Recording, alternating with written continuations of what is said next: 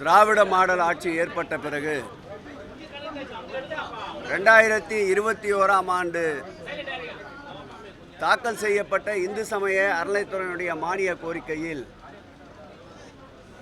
10 கல்லூரிகள் திருக்கோயில்களின் சார்பில் கட்டப்படும் என்று திராவிட மாடல் ஆட்சியினுடைய நாயகன் எங்கள் உயிரினும் மேலான முத்துவேல் கருணாநிதி ஸ்டாலின் அவர்கள் வழிகாட்டுதலோடு அறிவிக்கப்பட்ட அந்த அறிவிப்பில் 4 கலைக்கல்லூரிகள்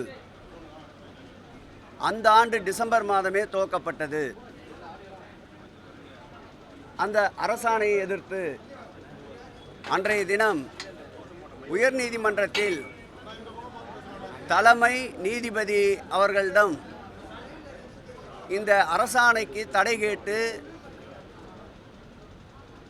உயர்நீதிமன்றம் சென்ற நிலையில் அவர்கள் தடையாணைக்கு முன்பாகவே சென்னை கொளத்தூரிலேயும் திருச்செந்தூர் திருக்கோயில் சார்பிலேயும் அர்த்தநாரீஸ்வரர் திருக்கோயில் சார்பிலேயும் பழனி தண்டாயுதபாணி திருக்கோயில் சார்பிலேயும் 4 கல்லூரிகளும் வாடகை கட்டிடத்தில் துவங்கப்பட்டது.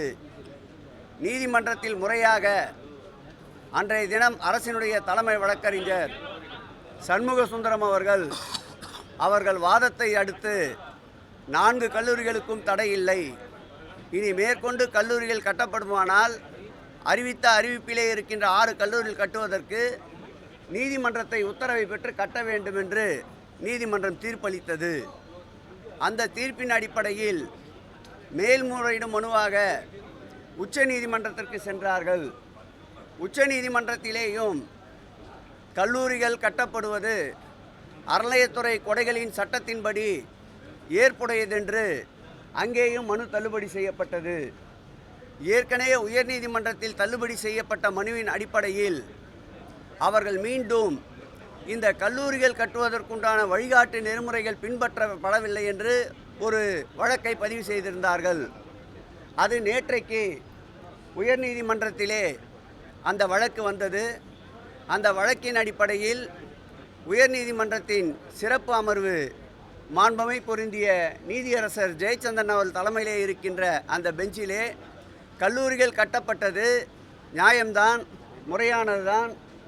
அறநிலையத்துறை என்பது அரைக்கோடைகளின் சட்டப்படி அந்த கல்லூரி கட்டப்பட்டது நியாயம் என்ற ஒரு தீர்ப்பை, வரலாற்று சிறப்புமிக்க தீர்ப்பை, திராவிட மாடல் ஆட்சியினுடைய நாயகன் அவருடைய திட்டத்தை நேற்றைக்கு உயர்நீதிமன்றம் ஏற்றுக்கொண்ட மகிழ்ச்சியை தான் இன்றைக்கு உங்களோடு பகிர்ந்து கொண்டிருக்கின்றோம். மேலும் அவருடைய தீர்ப்பிலே இந்த 4 கல்லூரிகளில் 2 கல்லூரிகள் கட்டப்பட்டு விட்டன. கபாலீஸ்வரர் திருக்கோயில் கொளத்தூர் கல்லூரியும் அதேபோல் பழனி ஆண்டவர் திருக்கோயிலுடைய பழனி கல்லூரியும் கட்டப்பட்டு விட்டது. மீதம் இருக்கின்ற 2 கல்லூரிகள் கட்டப்பட வேண்டும். அது திருக்கோயிலிலே நிதி இருந்தால் திருக்கோயில் நிதியிலிருந்து கட்டலாம், அப்படி இல்லை என்றால் அரசு அதற்கு உதவி செய்ய வேண்டும் என்று தீர்ப்பளித்திருக்கின்றார்கள். அந்த தீர்ப்பின் அடிப்படையில் செயல்பட்டு கொண்டிருக்கின்ற அந்த 2 கல்லூரிகளும் வாடகை கட்டிடத்திலே செயல்பட்டு கொண்டிருக்கின்றது. அதற்கு சொந்த கட்டிடத்தை கட்ட இந்த அரசு நீதிமன்ற தீர்ப்பின்படி முன்வர வேண்டும். அதோடு மாத்திரமில்லாமல் ஏற்கனவே நிலுவையிலே அறிவிக்கப்பட்டிருக்கின்ற 6 கல்லூரிகள் கடையம், கலசப்பாக்கம், அணைக்கட்டு, திருக்காட்டுப்பள்ளி, அதேபோல் லால்குடி, சென்னை கீழ்ப்பாக்கம், அந்த 6 கல்லூரிகளையும் ஏற்படுத்துவதற்கு இந்த அரசு முனைப்பு காட்ட வேண்டும் என்று இந்த நேரத்திலே கேட்டுக்கொள்கிறேன்.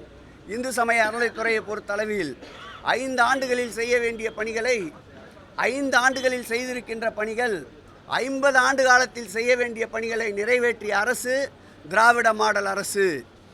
ஆன்றோர்கள் சான்றோர்கள் பாராட்டப்படுகின்ற அரசு, ஆத்திகர்கள் நாத்திகர்கள் அனைவருக்கும் உண்டான அரசு என்பதை கடந்த காலம் நிரூபித்ததைப் போல் இந்த ஆண்டும் கடந்த காலத்துடைய திட்டங்களை அவர்களது வழிகாட்டுதலாக எடுத்துக்கொண்டு நிறைவேற்ற வேண்டும் என்று பழைய இந்து சமய அறநிலைத்துறை அமைச்சர் என்ற வகையில் என்னுடைய கோரிக்கையை வைக்கிறேன்.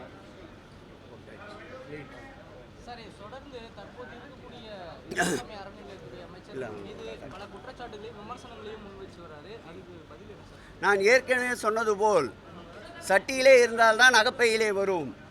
இல்லாததை பொல்லாததை வாய்க்கு வந்தபடி பேசுவது நாகரிகம் அல்ல. தக்க சான்றோடு அவர் எடுத்து